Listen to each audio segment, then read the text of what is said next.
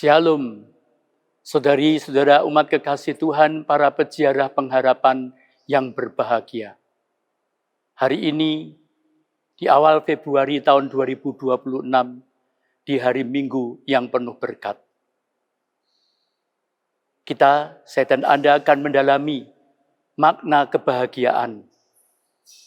Terinspirasi dengan bacaan Injil hari ini, yaitu bacaan Injil Matius bab 5 ayat 1-12. Perlu saya dan Anda ketahui, Matius bab 5 sampai dengan bab 7 adalah ucapan bahagia atau sabda bahagia. Berbahagialah yang hidup menurut kerajaan Allah dalam khotbah di bukit. Yesus membuka pengajarannya bukan dengan hukum, melainkan dengan janji kebahagiaan. Dan itulah yang diharapkan oleh semua orang. Namun kebahagiaan yang ia maksud bukanlah kebahagiaan dunia, melainkan kebahagiaan sejati dari Allah. Kalau saya dan Anda membaca makna dari Injil Matius bab 5 ayat 1-12, makna tiap ucapan bahagia itu mempunyai makna yang dalam. Berbahagialah orang yang miskin di hadapan Allah.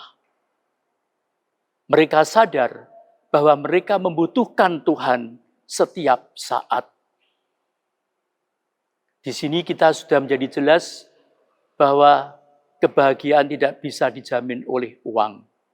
Dan biasanya dijawab, kalau uangnya sedikit memang tidak jamin. Gitu. Tetapi mereka sadar bahwa mereka membutuhkan Tuhan setiap saat. Berbahagialah orang yang berduka cita. Tuhan menghibur mereka yang menyesali dosa dan penderitaan. Berbahagialah orang yang lemah lembut. Kelembutan mencerminkan hati Kristus dan menerima warisan sejati. Berbahagialah orang yang lapar dan haus akan kebenaran, yaitu kerinduan untuk hidup benar akan dipuaskan oleh Tuhan. Berbahagialah orang yang murah hati, mereka akan menerima belas kasihan Allah. Berbahagialah orang yang suci hatinya, mereka akan melihat Allah dalam kehidupan mereka. Berbahagialah para pembawa damai, mereka disebut anak-anak Allah. Berbahagialah orang yang dianiaya karena kebenaran. Kerajaan surga menjadi milik mereka. Pesan utama Yesus mengajarkan bahwa hidup yang diberkati bukanlah hidup yang bebas dari masalah, tetapi hidup yang selaras dengan kehendak Allah. Nilai-nilai kerajaan Allah sering bertentangan dengan nilai dunia. Namun disitulah kebahagiaan sejati ditemukan. Karena itu apa yang dapat saya dan Anda mohon ketika saya dan Anda diinspirasi oleh sabda bahagia ini? Supaya Tuhan membentuk hatimu dan hatiku agar hidup sesuai dengan kehendak Tuhan. Saya dan Anda menyesuaikan ritme kehidupan saya dan Anda dengan ritme kehidupan Tuhan. Kita mohon supaya dididik, diajari, rendah hati, penuh kasih, dan setia, meskipun dunia berkata sebaliknya. Saya akan membacakan satu kisah yang bisa menginspirasi saya dan Anda, yaitu ada seorang miliarder dari Nigeria yang bernama Femi Otedola.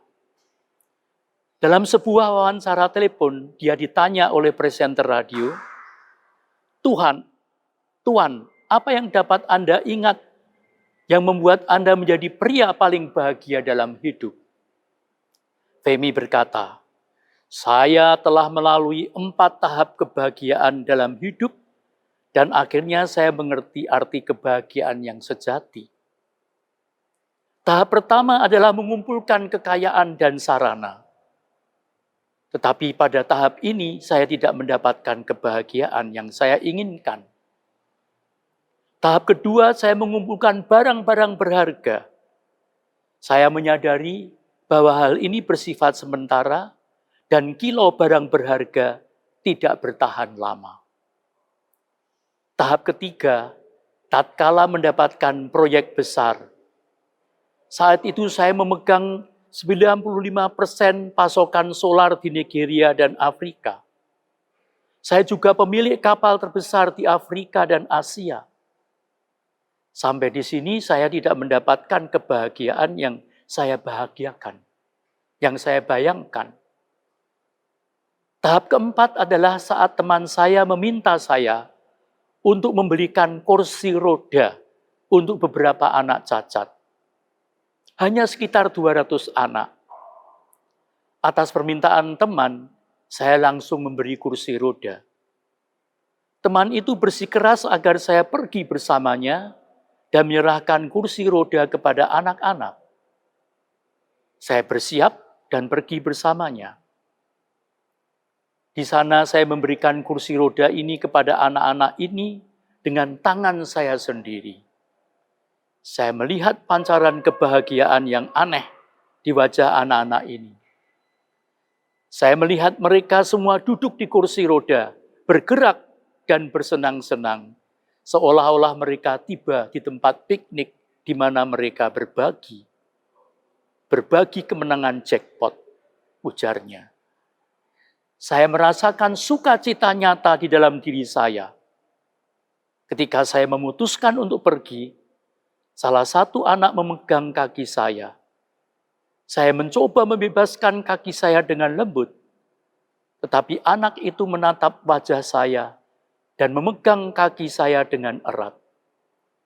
Saya membungkuk dan bertanya kepada anak itu, "Apakah Anda membutuhkan sesuatu yang lain?"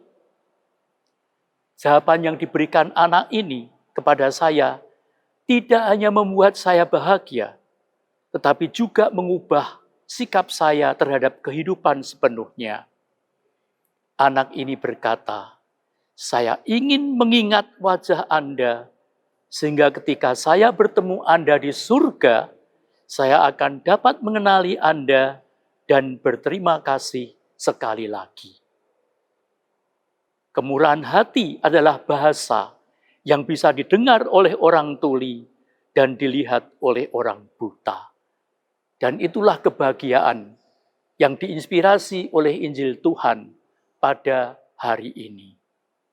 Karena itu, saudari-saudara umat kekasih Tuhan, jangan salah menafsirkan makna bahagia yang dikatakan Tuhan dalam khotbah di bukit. Karena kalau itu yang saya dan Anda tafsirkan dalam kedangkalan dunia, pasti tidak akan cocok. Semoga inspirasi kisah yang saya bacakan tadi dapat membuat saya dan Anda pun terus menggali, karena ternyata kebahagiaan yang mendalam adalah ketika saya dan Anda dicintai oleh Tuhan, dan boleh membawa kehangatan cinta Tuhan itu di tengah pergumulan perjuangan hidup saya dan Anda. Terpujilah nama Yesus, Maria, dan Yusuf. Tuhan memberkati kita, Bapa dan Putra dan Roh Kudus. Amin. Salam STMJ, Sabda Tuhan menyegarkan jiwa.